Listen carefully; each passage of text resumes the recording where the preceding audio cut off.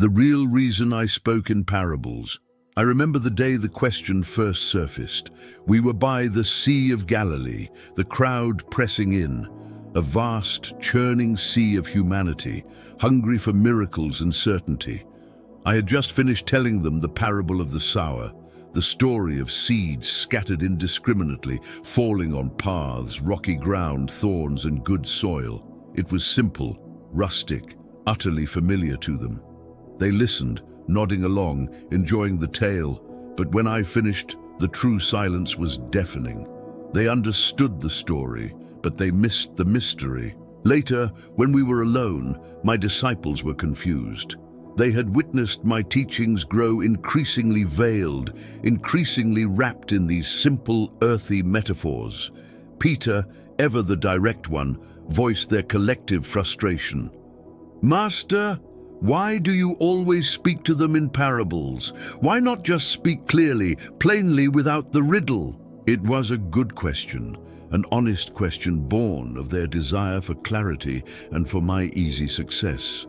They believed that if I simply laid out the kingdom doctrine in plain, blunt statements, the world would embrace it instantly. They believed that a direct command was more powerful than a hidden story.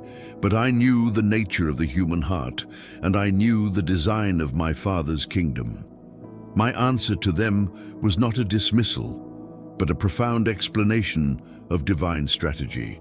The real reason why the greatest truths of God must always be clothed in a riddle. I told them, "To you it has been given to know the mysteries of the kingdom of heaven, but to them it has not been given." This was not an act of favoritism. It was an act of mercy and sovereign design. The parables were not merely illustrations. They were spiritual dividing lines. They were both a veil and a magnet. The real reason I spoke in parables, the secret I now share with you, is twofold. First, the parables were an act of divine protection. Second, they were an invitation to authentic pursuit. Let me explain the first. The truth of the kingdom is a terrifying, brilliant, and demanding thing. It challenges the foundations of human power, human greed, and human comfort. To lay that truth out nakedly before the casually curious and the spiritually resistant is to invite immediate and total destruction for the truth itself and for the listeners. The parables were a shield. If I had simply stated, "The true temple of God is not this building you worship, but my resurrected body," the temple guards would have seized me immediately, and the mission would have ended prematurely before the appointed time of the cross. If I had simply declared, "The righteousness required for heaven is not the performance of your countless rituals, but the transformation of your deepest heart," the Pharisees would have mobilized their full, lethal force instantly, before the common people had a chance to grasp the nature of true faith. The parable allowed the seed of truth to enter the mind disguised as a simple, harmless story about farming, fishing, or marriage. The listener would say, "Ah, a story about a mustard seed." They would smile, nod, and walk away thinking they understood everything. But the story was merely the husk. The seed, the kingdom principle, was planted beneath the surface of their intellect, waiting to germinate in the fertile ground of their subconscious. The authorities could not arrest me for discussing farming. The truth was protected by its very simplicity. The kingdom of heaven is too precious to be casually tossed into the street, to be trampled underfoot. The parable ensured that only those who possessed a degree of spiritual hunger, an internal, desperate need for the divine, would put in the necessary effort to dig beneath the surface and uncover the jewel. The story was the common currency. The spiritual interpretation was the sacred reward. This brings me to the second, deeper reason, the invitation to authentic pursuit. The parables were designed to reward effort. They separate the curious crowd from the committed disciple. They act as a spiritual filter. Think of the person who comes to listen to a speaker solely for entertainment. They want a quick fix, a simple slogan, a dramatic declaration that costs them nothing. When they hear the parable of the lost sheep, they hear a nice, sentimental story about a shepherd. They receive the surface pleasure, and that is all they were truly seeking. They hear without truly listening, and they look without truly seeing. They are satisfied with the husk, and they walk away, blind to the true, transformative nature of the seed I planted. The parable for them becomes a judgment. They sealed their own deafness by refusing to search for the deeper meaning. They did not pursue the truth, so the truth was veiled from them. But think of you, my disciples, huddled around me after the crowd dispersed. You heard the story, and your immediate reaction was, "There is more here. We must know the secret." You were not satisfied with the simple surface. You took the extra step.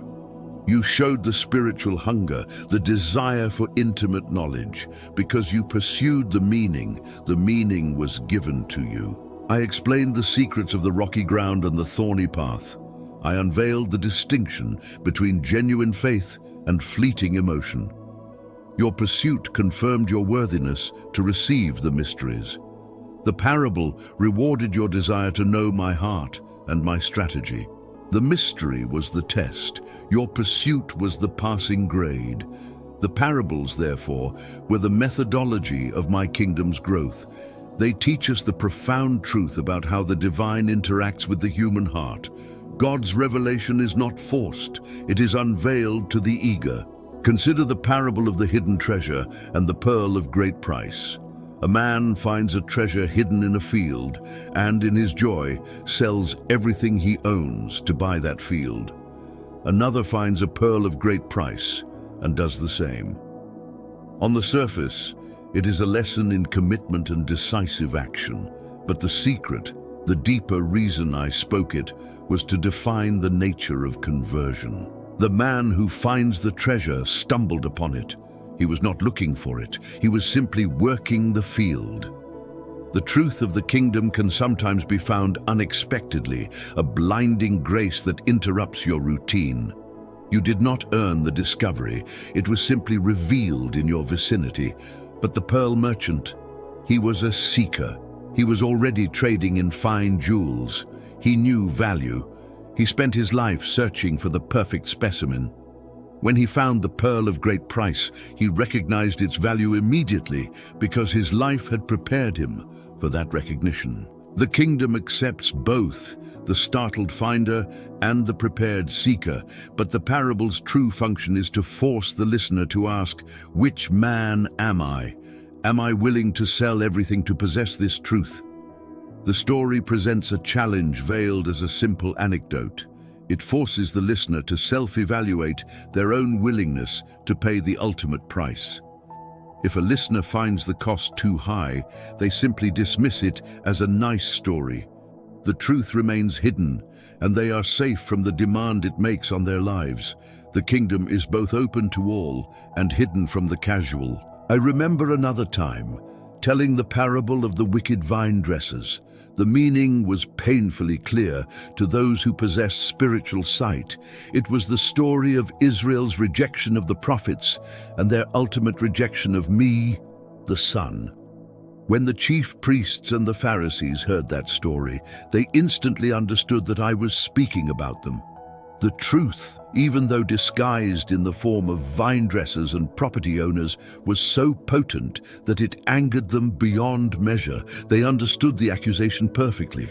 But the common people, they heard a story of corrupt tenants and a wronged landowner. They saw the injustice in the story and agreed with the harsh judgment delivered to the vine dressers. They were protected from the personal, immediate danger of direct confrontation, even as the truth settled deeper into their consciousness. Judgment is coming for those who refuse the master. The parable allowed the prophetic judgment to be delivered without inciting immediate chaos or a riot that would derail the timing of my Father's plan. The story was the necessary delay. The meaning was the inevitable decree. This is the great kindness in the parables. They give the listener time Time for the seed to grow, time for the heart to soften, time for the conscience to wrestle with the implication without being overwhelmed by the naked finality of the doctrine. They allow for a slow, gentle conversion rather than a forced, immediate one. The parables of judgment, like the wheat and the tares, were especially crucial for this patience. The disciples were eager to root out the tares, the hypocrites, the false believers, the morally corrupt. They wanted immediate separation and purification. But I warned them, lest while you gather up the tares, you also uproot the wheat with them. The real reason for this parable was to teach the kingdom principle of divine patience. It was not just a lesson about farming, it was a lesson about the temperament of God. The separation, the final terrifying judgment would come, but only at the harvest. The parable was an imperative command to the disciples. Do not interfere with the timetable of the Father. Do not take the sickle into your own hands. This story was a shield protecting the early church from the spirit of zealous, premature judgment. It was a command to coexist with imperfection until the Master returns to complete the work. This truth, taught directly, might have been too challenging. Taught through the image of a farmer and his field, it became an accepted necessity. My entire life was a parable. My birth in a stable was a parable about humility. My calling of fisherman was a parable about the value of the unlikely. My washing of the disciples' feet was a parable about servant leadership.